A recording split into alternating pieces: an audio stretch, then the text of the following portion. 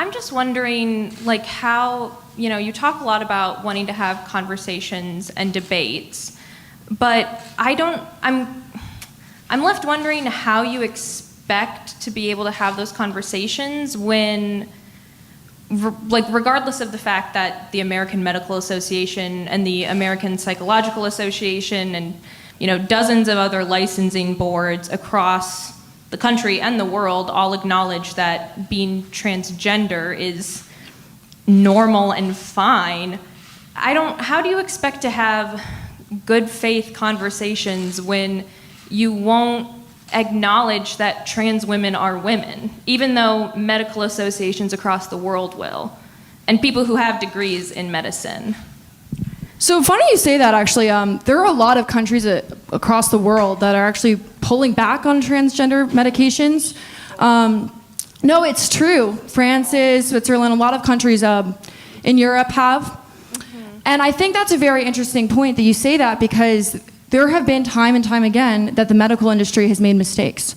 Have we seen the opioid crisis, where people were abused and victimized by big pharma and medical industries? It's happened, and I think we need to have a serious conversation about how these people are being turned into patients for lives. We need to talk about how people are profiting hundreds and thousands of dollars per patient on people who are being told that if they just take some hormones and get some surgeries, that all their happiness will be back.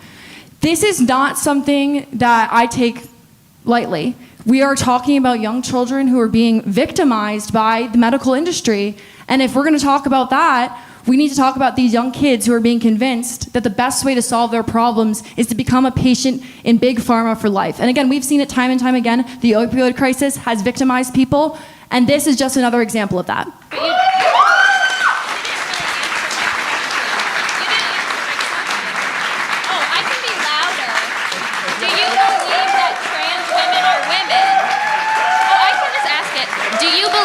Trans women are women, or are you not willing to go there? They're not. They were born men. Oh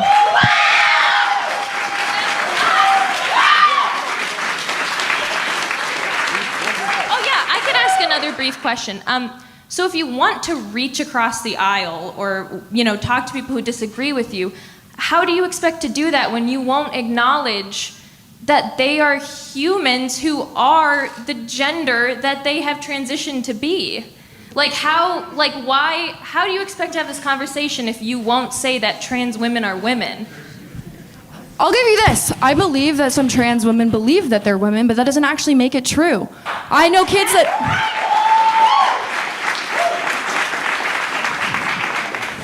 that think they're dinosaurs or dogs or cats, and that doesn't make it true. Just because you believe something doesn't mean that it's true. And the nice thing to do is to be honest and have a conversation and help these people who are feeling that way and understand why they're feeling like they reject the body that God gave them.